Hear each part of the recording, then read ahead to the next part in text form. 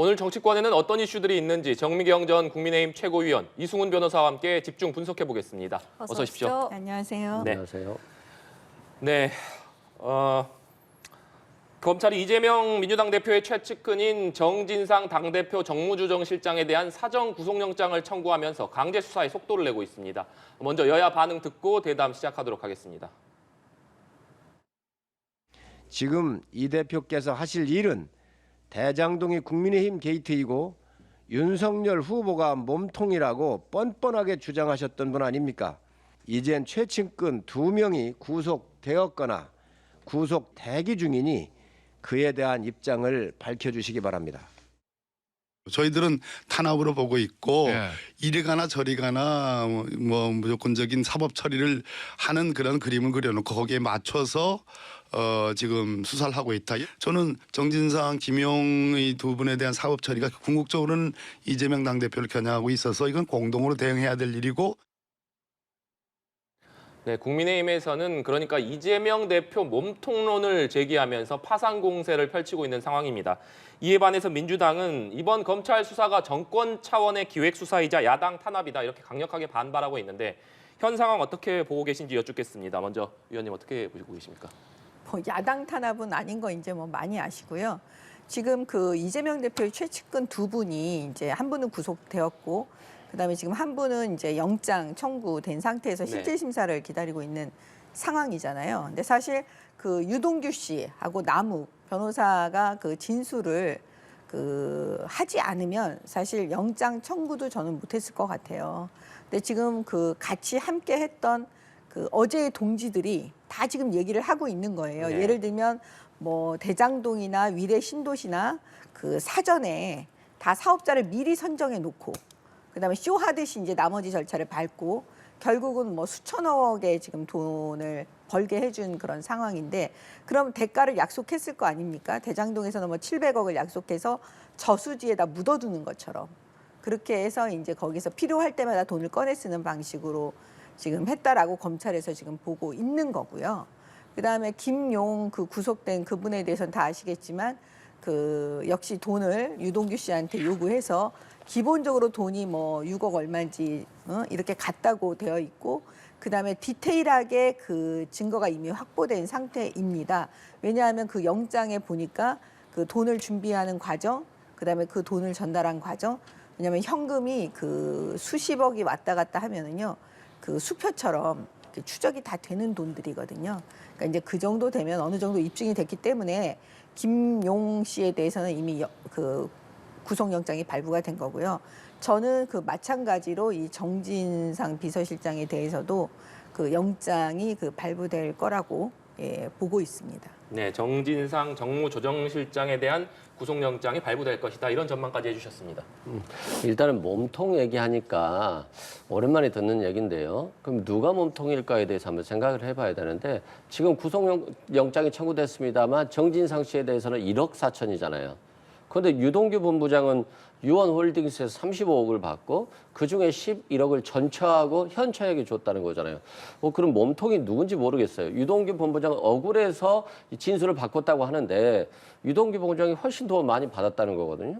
그리고 곽상도 의원은 50억을 받았는데 왜 정진상 씨는 저수지에 돈을 가둬놨는데 1억 4천을 받았다고 할 거예요? 이것도 한 번에 받은 게 아니고 2003년부터 2020년까지 8년에 걸쳐서 받았다는 거예요. 그러면 저수지 논란이 맞는 건지 몸통 논란이 맞는 건지 먼저 이상하다는 생각이 들고 왜 검찰이 수사만 하면 되지 왜 실시간 수사 상황을 브리핑하듯이 언론 기사에 뿌리는지 모르겠어요. 정치 탄압이라는 얘기를 듣고 있음에도 불구하고 계속 실시간 언론에 유포하는 거 보니까 국민들에게 정진상 씨, 김용 씨가 아주 나쁜 사람이고 범죄를 저질렀고 이건 이재명 대표의 최측근이니까 구속되는 게 당연하다라고 하는 여론 플레이, 언론 플레이를 하고 있는 거 아닌가 이런 생각이 들고 그렇기 때문에 이제 박범계 의원이 이거 밑그림을 그려놓고 이재명 대표를 잡겠다는 목표를 세워놓고 그것에 맞는 진술들을 차곡차곡 받아가서 소설을 쓴 게 아니냐 이런 논란까지 있는 거거든요. 저는 검찰이 수사를 해야지 정치를 해서는 안 된다 이런 생각이 들고 수사는 공정해야 돼요. 왜 이재명 대표 쪽에서만 수사하고 윤석열 대통령 그리고 김건희 여사, 그 장모, 그리고 부산저축은행이 이 대장동 사업이 유지되게 된 가장 큰 원인이었잖아요. 그럼 대선 때 똑같은 문제들이 여러 가지가 나왔는데 그것에 대해서 수사를 아무것도 안 하고 오로지 기승전 이재명 대표를 향한 수사기 때문에 뭐 수사를 하지 말라고 하는 게 아니라 일방적이고 한쪽 편만 드는 수사이기 때문에 저는 정치 탄압이라고 민주당이 보는 겁니다. 예, 검찰의 칼날이 본격적으로 이재명 대표를 향해 가고 있는 가운데에서 민주당 의원총회에서 이재명 대표 관련 수사와 관련된 또 브리핑을 한 것이 알려지면서 조금 이야기들이 나오고 있습니다. 민주당에서 이것이 이제 검찰의 수사가 정치 탄압이다라고 꾸준히 메시지는 내고 있지만 또 일부에서는 이와 관련된 불만의 목소리도 낸 것으로 알려지고 있어서 이 상황들은 또 어떻게 보시는지도 궁금합니다. 저는 그렇습니다. 불만의 목소리가 없다면 그 민주당장이 아닐 거라고 보여지고요. 이재명 대표에 대한 수사가 지금 정치 탄압이라고 하는 것이 민주당 의원들이 다수 의견이기 때문에 여기에 대해서는 당연히 설명을 해줘야 되고 이재명 대표는 대표로서 민주당이 지금 위기에 처해 있는 거잖아요. 근데 이 위기가 억울한 소설에 의해서 쓰였다는 걸 설명해야 되는 것이기 때문에 이재명 대표가 설명을 하고 이런 것들은 불가피한 측면이 있다. 그리고 이런 논란이 됐으니까 결과적으로는 정진상 씨도 김용 씨도 무죄 판결로서 자신의 억울함을 소명해 줘야 되죠. 그렇지 않으면 민주당 내부에서도 다른 목소리는 더 커질 수 있다. 이런 생각됩니다. 네. 이런 가운데 경찰이 민주당 노웅래 의원의 의원실과 지역 사무실을 압수수색했습니다. 노 의원에 대해서 이 정치자금법 위반과 뇌물수수 혐의를 적용했는데 노 의원은 기자회견을 열고 이것이 정치 보복이자 공작 수사이다. 본인은 돈을 받은 것이 전혀 없다. 이권을 받은 적도 없다. 이렇게 강하게 부인한 상황이거든요. 이번 사안은 좀 어떻게 보고 계십니까? 이제 지금 이거 이제 영장 범죄 사실을 통해서 이제 언론의 보도로 보고 알고 있는데요. 지금 민주당이 계속 수사팀이 조금 다른 얘기지만 네. 수사팀이 계속 뭘 뿌린다, 응? 그 피의 사실 공표다 이렇게 지금 얘기를 하고 있는데요. 그러면 수사기관을 고발하면 돼요. 그 판단을 받아보시라고 네. 말씀을 드리고 싶은데 사실은 영장을 청구할 정도의 단계에 이르르면요. 사실은 그 영장 범죄 사실이 이제 국민들에게 알려져도 그 정도 될 때는 그 지점에서는 피의사실 공표죄로 보지 않습니다. 예. 그러니까 아마 언론도 보도를 하고 있는 걸로 제가 알고 있고요. 그다음에 그 지금 노웅래 이 민주당 의원의 이 범죄 사실도 사실은 이제 지난번에 그 이정근 사무부총장 민주당 그 사건에서 그 돈 받은 사건에 대해서 아마 이렇게 건너가서 돈을 받은 거로 다 예측을 했었을 거예요. 근데 보니까 지금 언론 보도가 상세하게 지금 범죄 사실이 나오고 있는데 직접 박모 씨라는 사업하는 분으로부터 어떤 청탁을 받으면서 수차례 이게 돈이 1,000만 원, 2,000만 원 해가지고 지금 6천만 원이 건네갔다는 그런 내용으로 지금 나와 있거든요. 근데 그렇게 되면 사실은 이거는 피해갈 수는 없을 것 같습니다. 왜냐하면 돈 준 사람이 지금 돈을 구체적으로 줬다고 얘기를 하고 있는 마당에 그거를 이 노 의원께서 나 그 사람 모른다 이렇게 한다고 해서 지금 몰라지는 게 아니잖아요.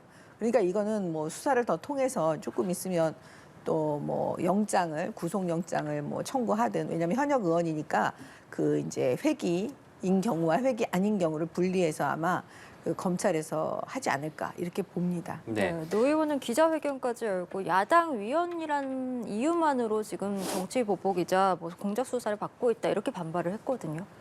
이게 이제 어제 압수수색이 이루어진 거잖아요. 그렇기 때문에 이제 사실관계에 대한 확인이 조금 어려운 측면이 있어요. 이제 수사는 좀 커져가야 될 것 같은데 다만 이제 아마 노웅래 의원 같은 경우는 자신의 상임위가 아닌데 태양광 사업과 관련해서 자신이 연결됐다고 하니까 상임위가 아닌 것에 대해서 굳이 어떻게 돈을 받을 수 있겠냐. 그리고 돈을 줬다라고 이제 지목된 사람을 일면식도 없다라고 하는 거니까요.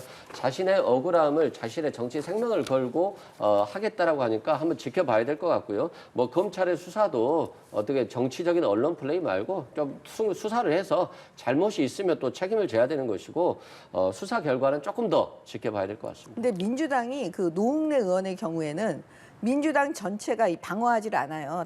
탄압이라는 얘기도 지금 안 하고 있거든요. 그러니까 지금 민주당 전체가 이재명 대표의 그 방탄을 하고 있느라고 제가 보았을 때는 이 노웅래 의원은 그냥 가만히 내버려 두고 있는 것이 아닌가. 그런 것도 지금 일견 느껴집니다. 예, 알겠습니다. 한편 이태원 참사 이후 계속되는 이상민 행정안전부 장관의 거취 논란도 재점화되고 있습니다. 윤 대통령의 이 결심에 관심이 쏠리고 있는 상황인데요. 민주당 위성곤 의원의 목소리 듣고 대담 이어가도록 하겠습니다. 대통령이 없는 동안 아무것도 하지 않고 책임도 지지 않은 장관에게 무슨 고생했다는 말입니까? 도대체 어떤 고생을 했는지 저는 알 수가 없습니다. 국민이 요구하고 있고 심지어 여당 내에서도 요구가 있음에도 대통령은 도대체 왜 이상민 장관을 파면하지 않고 감싸고만 있습니까? 오기입니까? 오만입니까? 네, 윤 대통령이 귀국길에 수고했다라며 이상민 장관의 어깨를 두드린 장면을 두고 이제 여러 가지 해석들이 나오고 있는 건데요. 국민의힘 내부에서도 이상민 장관이 스스로 좀 거취를 결정해야 된다, 그러니까 책임론이 대두되면서 결단하라는 목소리들이 있긴 한 것 같습니다. 좀 어떻게 상황들 보고 계신지요? 이제는 그 일부러 희생양으로 막 만들면서 그 특별히 이제 대통령과 어떤 친분이 있는 그 행안부 장관을 향해서 막 그렇게 정치 공세를 하는 거에 이제 대응을 해서 그럼 같이 그냥 뭐 희생양으로 만들어 버리자, 사퇴해라, 막 이렇게 하는 거는 이제 좀 아닌 것 같아요. 좀 수준 높은 차원에서 이제 어떤 결단을 바라는 건데, 이제 그 어느 정도 이게 진상 규명이 되고 또 법적인 책임이 나와야 그 다음에 또 거기에 따르는 정치적 책임 얘기도 할 수 있는 거기 때문에요. 제가 볼 때는 이제 시간이 지나서 다 이제 어느 정도 이 혼란이 수습이 되고 그 다음에 그 후속 조치도 좀 마련되고 나면 그 다음에는 그 이제 행안부 장관 스스로 어떻게 보면 마음고생도 되게 많이 했을 거고요. 그러면 그 자진해서 어떤 생각을 하지 않을까, 그렇게 보는 입장이라고 생각해 주시면 될 것 같습니다. 네. 그동안 이상민 행안부 장관이 맡은 바 소임을 다하겠다 이렇게 얘기를 하면서 사실상 야당에서 계속된 사퇴 요구는 좀 일축해왔던 상황이었는데, 어제 있었던 행안위 회의에 출석해서는 사실상 백지 수표를 낸 상황과 같은 상황이다 이렇게 얘기를 했습니다. 이 얘기는 결국 본인의 거취가 윤석열 대통령에게 달려있다는 뜻으로 해석을 해야 될지 어떤 의미로 좀 보시고 계십니까? 일단은 뭐 워낙 국민들이 사퇴를 해라라고 하는 요구가 많다 보니까 아마 이런 백지 사표를 내놨다, 뭐 대통령이 말씀하면 바로 사표를 내겠다, 이런 취지는 좀 포함된 것 같아요. 그런데 왜 이상민 장관은 지금 그만둬야 되냐면, 지금 행안부 장관도 경찰청장도 서울청장도 조사의 대상이잖아요. 그런데 특별수사본부에서 수사를 하는데 자신의 상관인 경찰청장, 서울청장, 행안부 장관을 어떻게 제대로 수사할 수 있겠어요? 검사가 검찰총장 수사하는 거하고 똑같아요. 그래서 저는 이건 바뀌어야 된다 이런 생각이 들고, 행안부 장관이 또 바뀌어야 되는 이유가 있어요. 초기에 뭐 지휘 주체자가 없어서 또는 법과 제도가 없어서 경찰과 소방 인력이 있어서도 막을 수 없었다라고 했다가, 또 경찰국 신설할 때는 경찰청을 지휘하거나 감독할 권한과 책임, 의무가 있다고 했잖아요. 그런데 최근에는 또 지휘 권한이 없다는 거예요. 그러면 이태원 참사에 대해서 자신의 책임은 없다는 건데, 이렇게 책임을 계속 회피해가고 있는 행안부 장관이 지금 이 재난안전대책 개편 TF 단장을 맡고 있는 거예요. 그러면 책임을 계속 피하는 사람이 어떻게 개편 단장을 맡을 수 있겠어? 그런 측면에서 저는 윤석열 대통령이 자기 사람을 굉장히 잘 챙기시는 분으로 알고는 있지만, 이럴 때는 과감하게 경제를 해야 된다, 이런 말씀드립니다. 네. 근데 이제 그 민주당이 검수완박 법안을 무리하게 그냥 통과를 시켜놓고 나서 보니까 사실은 이런 정도의 규모의 그 진상 규명을 하거나 그 특별수사본부를 만들어서 수사를 할 때는 검사가 하는 게 맞죠, 검찰에서. 그래야 국민들께서도 어느 정도 인정을 좀 해주시는 그런 그 입장이실 거라고 저는 보여지는데, 그래놓고 지금 와서 경찰이 수사를 하는데 어떻게 잘할 수 있겠냐, 이런 얘기를 하면 정말 듣는 우리가 마음이 찢어집니다. 제가 한 말씀만 드리면, 우리 한동훈 장관이 검수완박 관련해서 굉장히 비판을 많이 했잖아요. 그리고 부패범죄, 경제범죄, 2대 범죄인데 시행령을 통해서 굉장히 수사 범위를 늘려놨어요. 그렇게 시행령에서 등이라고 하는 그 글자 하나로 수사 범위를 넓혔는데 대형 참사 수사하기는 너무 쉬운 거 아닐까요? 그런 측면에서 저는 한동훈 장관이 이걸 좀 정치적으로 이용하는 거다. 시행령 개정해서 대형 참사 포함하면 금방 됩니다, 국무회의에서. 그런 측면에서 저는 이게 정치적인 쟁점화를 하고 있을 뿐이다 이런 말씀드립니다. 또 한동훈 장관 보고 하라고 하는데 그 한동훈 장관이 하면 국회에서 민주당이 가만두겠어요? 차라리 이럴 거면 국회에서 여야가 협의를 해가지고 특별법을 빨리 만들어서 통과시킨 다음에 한동훈 장관에게 그 검찰에서 이 사건 수사할 수 있도록 해주면 됩니다. 네, 네, 알겠습니다. 알겠습니다. 이태원 참사 희생자 명단 공개를 놓고서도 여야가 공방을 이어가고 있는 모습입니다. 국민의힘 전주혜 의원 목소리 듣고 대담 이어가도록 하겠습니다. 숫자가 아닌 사람으로, 익명이 아닌 실명으로 모두를 기억하겠다고 합니다. 동의하지도 않은 일방적인 실명 공개는 유족들에게 또 다른 상처를 주는 것이자 명백한 2차 가해입니다. 실명 공개를 공식 주장한 민주당 이재명 대표와 민주당 지도부는 정작 사과는커녕 아무런 말이 없습니다. 네, 국민의힘에서는 명단 공개 배후를 민주당으로 지목하면서 수사를 촉구하고 있는 상황입니다. 반면에 국민의힘의 이 같은 주장은 음모론이라면서 민주당은 정부가 유족의 동의를 얻어서 명단을 공개해야 한다 이런 입장인데 현재 정치권에서 나오고 있는 이런 주장에 대해서는 어떻게 생각하시는지도 궁금합니다. 그 유족들의 아픔을 먼저 생각해야 된다고 여야가 다 말하고 있잖아요. 네. 근데 진정 지금 민주당이 유족의 아픔을 같이 느끼고 있는지를 모르겠어요. 왜냐하면 이거는 2차 가해가 될 수가 있어요. 유족들 입장에서 보면은요. 그런데 지금 민주당은 계속 명단 공개해라. 물론 단서는 답니다.